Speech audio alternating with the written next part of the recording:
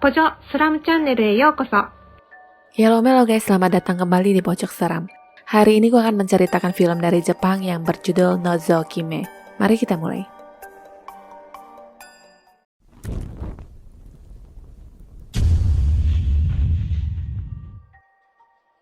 Terdengar suara teriakan minta tolong yang berasal dari tanah. Di tempat lain, seorang pria aneh tampak kalap belanja dengan ekspresi seperti takut akan sesuatu. Sepulangnya dia melakban semua lubang dan celah. Entah apa yang dia takutkan sampai tidur pun berasa seperti dihantui. Pandangannya mengarah kepada sebuah kotak yang mempunyai sedikit lubang yang lupa dia lakban. Dan inilah yang dia takutkan.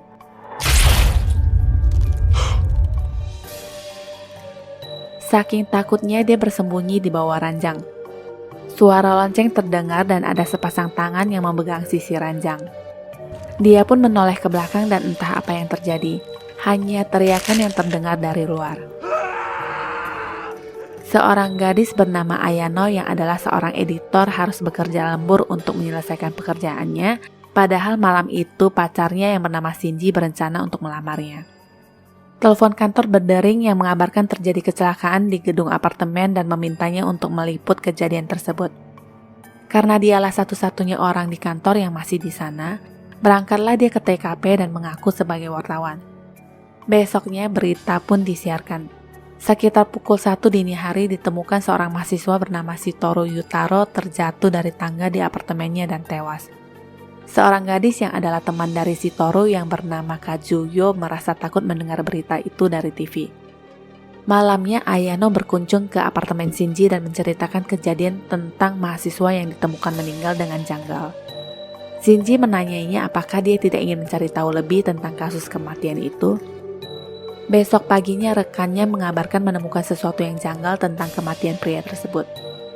Polisi yang menangani kasus itu yang kebetulan adalah teman baiknya mengatakan ada yang aneh di mana saat otopsi ditemukan perut yang melilit tapi penyebab kematiannya sendiri adalah sesak nafas. Satunya lagi ada lumpur di bagian kerongkongan. Ayano pun menghampiri TKP dan berdoa untuk sang korban. Kazuyo melihatnya dari atas dan Ayano lalu menghampirinya. Mereka masuk ke kamar Yutaro dan berbincang di sana. Kazuyo menyangkal semua pemberitaan di televisi itu adalah omong kosong di mana Ayano yang menyebut Yutaro mengalami sakit jiwa di acara berita. Dalam obrolan itu, perhatian Kazuyo terarah pada sebuah kotak yang berlubang di tengahnya. Dia merasa tidak nyaman dan melakban lubang tersebut dan berkata Yutaro terbunuh oleh sebuah kutukan. Sebelumnya Yutaro selalu mendapati sesuatu yang selalu menatapnya dari celah-celah. Ponsel berdering dan Ayano pun menjawab telepon sambil berjalan keluar. Tinggallah Kazuyo seorang di dalam. Lakban di tirai jendela tiba-tiba ngeletek sendiri.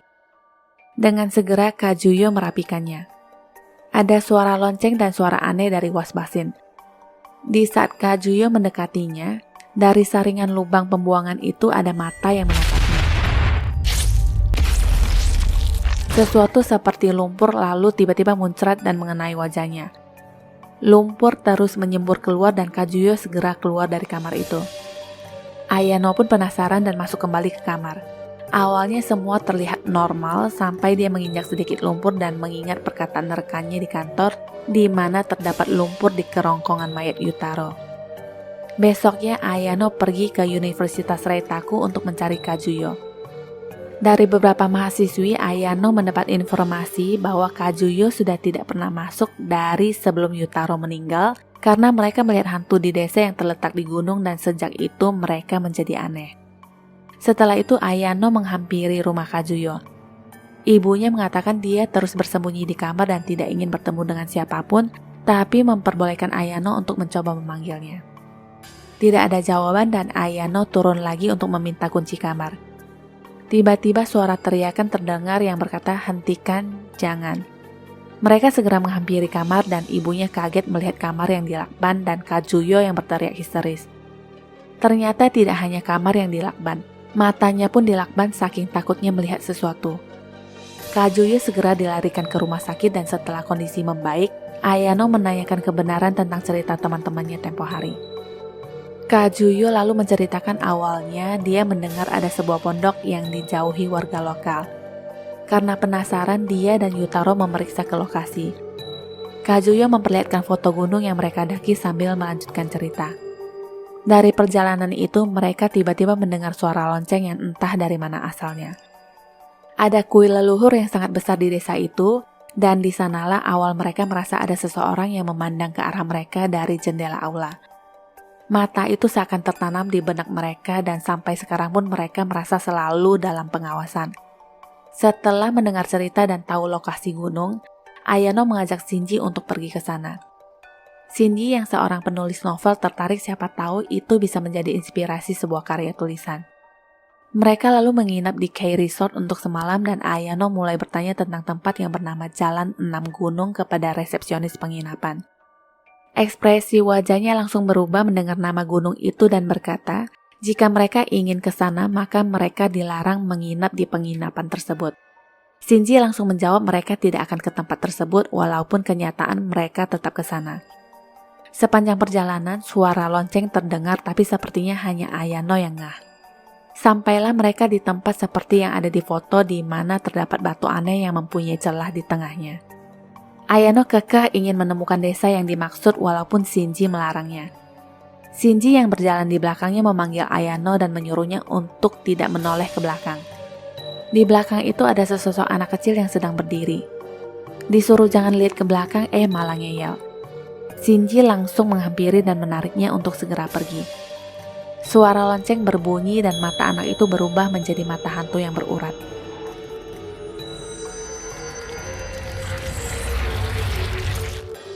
Saat mereka pulang ke apartemen, Shinji mulai mencari tahu tentang desa yang mereka cari.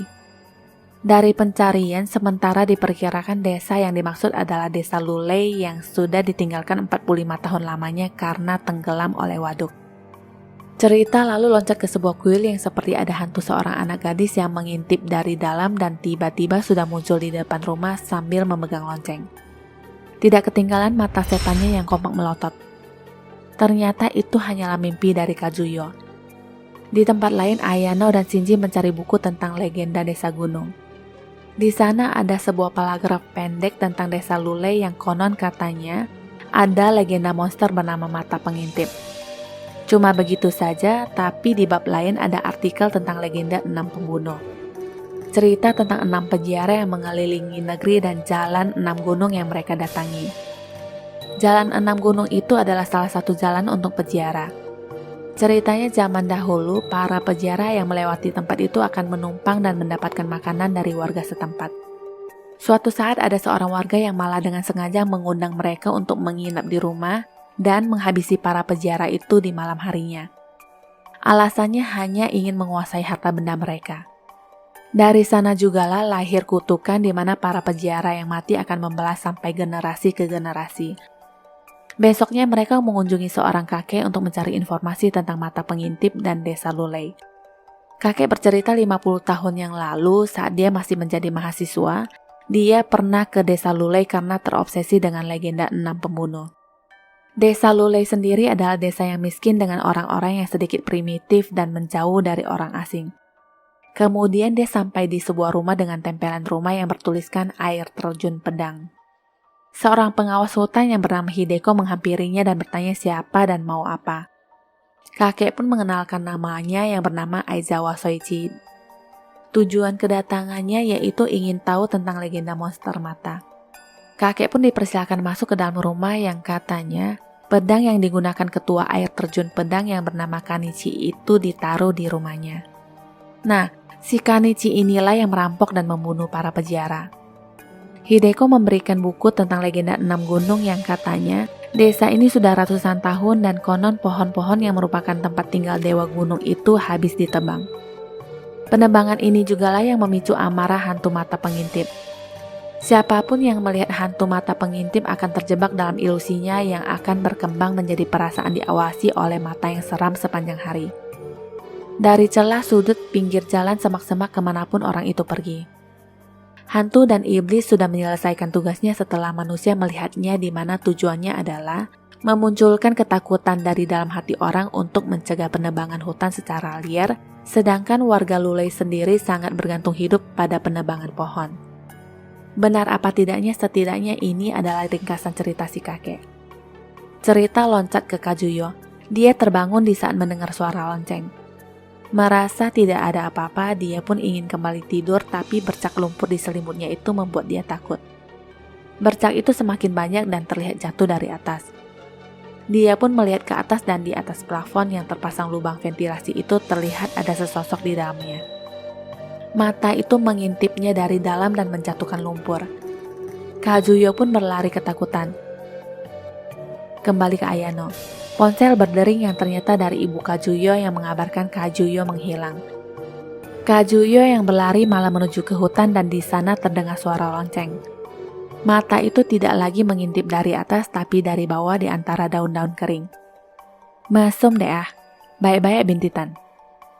Kajuno mulai histeris dan mata itu semakin banyak beranak-pinak di tanah. Ayano dan Shinji segera ke rumah sakit dan tiba-tiba Kajuyo melintas di depan mobil mereka lalu pergi dengan sempoyongan. Naasnya dia tertabrak truk dan tewas. Keesokan harinya berita tentang kematian pun disiarkan. Ayano yang tampak tidak bersemangat hari itu menelpon Shinji tapi tidak diangkat. Malamnya dia pun pergi ke apartemennya tapi juga tidak tampak batang hidungnya. Di lantai terdapat ceceran lumpur dan perhatian Ayano tertuju pada lemari dapur yang sedikit terbuka. Setelah dibuka ada mayat Kajuyo dalam keadaan terlipat. Mayat itu mengeluarkan lumpur dan bola mata itu masih bisa bergerak melihat ke arah Ayano. Ayano kaget tapi ternyata itu hanya ilusinya saja. Shinji lalu pulang entah habis keluyuran dari mana. Setelah tahu apa yang terjadi pada Ayano, Shinji memaksa Ayano untuk segera pergi dari apartemennya. Dia berkata telah menyelidikinya seharian dan sekarang dia tahu alasan kenapa warga lokal tidak ingin ke Jalan 6 Gunung. Dulu ditemukan mayat di sana dan desa Lule telah ditinggalkan. Mereka mulai membangun waduk dan mayat yang ditemukan itu hancur terpotong-potong. Shinji mengaku telah melihat mata hantu gadis kecil itu dengan sangat jelas. Sejak kematian Kajuyo, dia merasa diawasi di mana-mana. Suara lonceng terdengar dan Shinji pun tahu kali ini dia akan menjadi korban selanjutnya. Tidak berapa lama hanya suara teriakan Shinji yang terdengar dari luar. Ayano kembali ke tempat kakek Soichi dan menanyakan apa yang dia sembunyikan karena merasa legenda mata pengintip itu bukanlah karangan belaka, ditambah jalur 6 gunung itu sampai sekarang masih ditutup. Shinji sendiri masuk ke rumah sakit karena gangguan jiwa akut. Kakek pun akhirnya bercerita saat itu dia tidak puas hanya mendengar cerita tentang air terjun pedang secara garis besar. Dia lalu mempelajari lebih detail tentang cerita tersebut. Setelah itu dia menunggu sampai hari gelap untuk masuk kembali ke desa Lulei. Sebenarnya sebelum ke sana dia sudah banyak mendengar desas-desus dari desa tetangga yang mengatakan kadang ada mayat aneh di air terjun pedang. Karena generasi guru besar sebelumnya mati dalam kecelakaan di penggiling kayu, konon katanya perut mayat tersebut terpelintir secara tidak wajar. Yang kedua, lonceng akan terdengar di malam hari bagi orang-orang yang melewati rumah tersebut. Saat itu, si kakek mengikuti istri Hideko ke kuil leluhur tua di belakang rumah, di mana itu adalah tempat para peziarah tinggal. Istrinya menaruh sesajen lalu pergi. Kakek mengintip ke dalam dan tidak ada siapa-siapa. Karena merasa ada seseorang yang mengintipnya lewat jendela, dia pun masuk ke kuil. Dia mengintip lewat lubang kecil di lantai yang tampak mengeluarkan cahaya. Di dalam sana ada seorang anak kecil yang mengintipnya lalu pergi. Si kakek memutuskan untuk membuka lantai kayu itu yang ternyata ada akses ke ruang bawah tanah. Dia pun masuk dan menemukan seorang gadis kecil yang sedang makan yang bernama Dohui yang ternyata adalah anak yatim piatu dari desa dekat sana. Kakek berkata monster mata pengintip itu sebenarnya tidak ada. Yang ada dulu ada pembunuhan keji di sana dan itu adalah wujud dari kebencian dari 6 gadis yang menjadi korban. Cerita kembali lagi sewaktu kakek bertanya siapa anak itu. Lonceng tiba-tiba berdenting dan lumpur pun berjatuhan. Ada hantu anak kecil di belakangnya yang tiba-tiba muncul dan melotot kepadanya.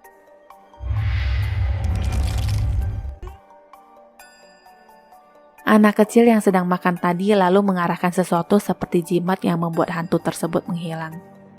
Jadi ceritanya agar keluarganya bisa lolos dari kutukan, mereka harus menguburkan Dohui demi menenangkan amarah mata melotot itu. Si kakek membawa pergi anak itu sebelum dia dikurbankan. Setelah mereka lolos, desa itu menjadi kehilangan korban dan bencana pun menerjang yang pada akhirnya desa itu tenggelam di dasar waduk. Itulah sebab kenapa batu itu pecah menjadi dua. Kakek sendiri berkata merasa ada yang sedang mengawasinya sambil mencopot kacamatanya. Kau dikutuk selama masih bisa melihat mata itu. Jadi setidaknya menjadi buta bukanlah hal yang buruk menurutnya. Untuk anak yang bernama Dohui itu sendiri juga sudah meninggal, di mana waktu itu dia dinyatakan menderita pneumonia setelah dibawa ke rumah sakit. Cerita kembali ke Shinji. Suara dentingan lonceng kembali mengganggunya. Dari balik kipas ada si mata yang sedang menatapnya. Dia pun segera kabur dan di luar dia masih mendengar centingan lonceng dan kali ini ditambah penampakan seorang anak kecil yang membuatnya semakin takut dan tak terkontrol.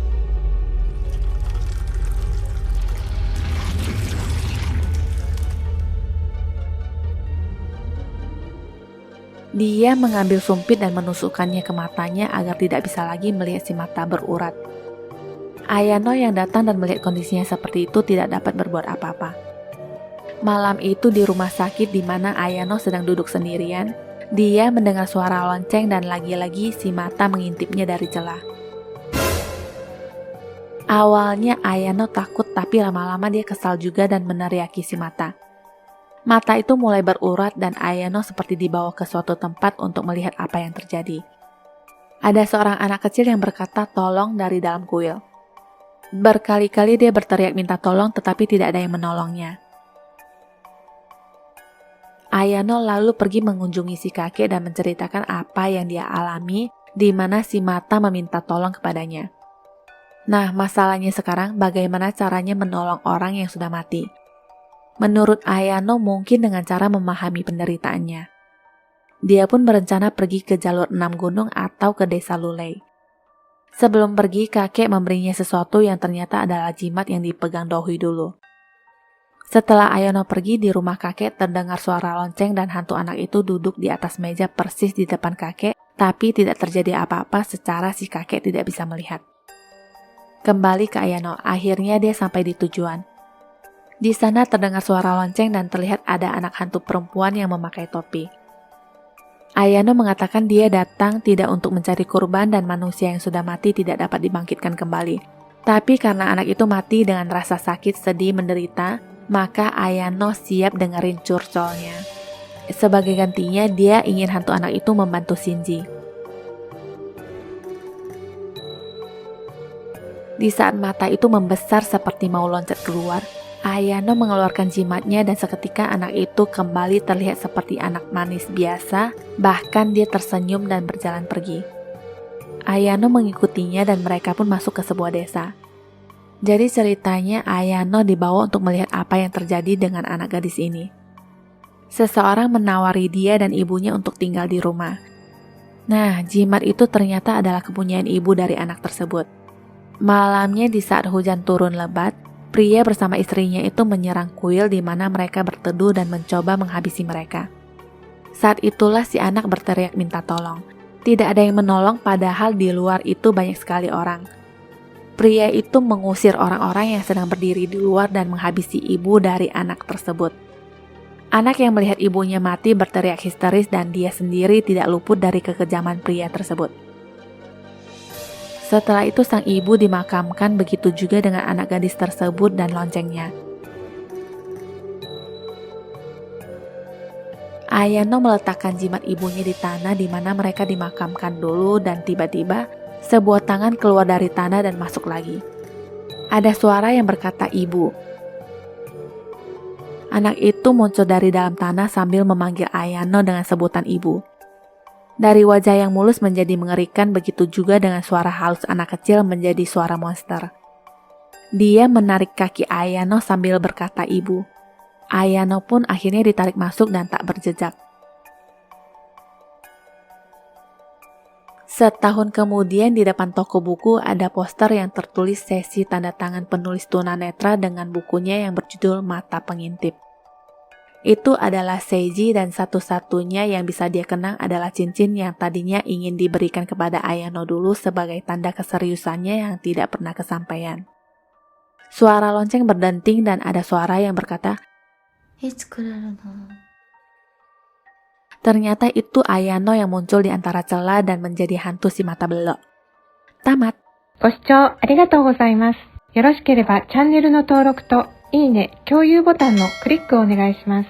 最後に更新の通知ボタンもお忘れなくお願いします。Sampai jumpa.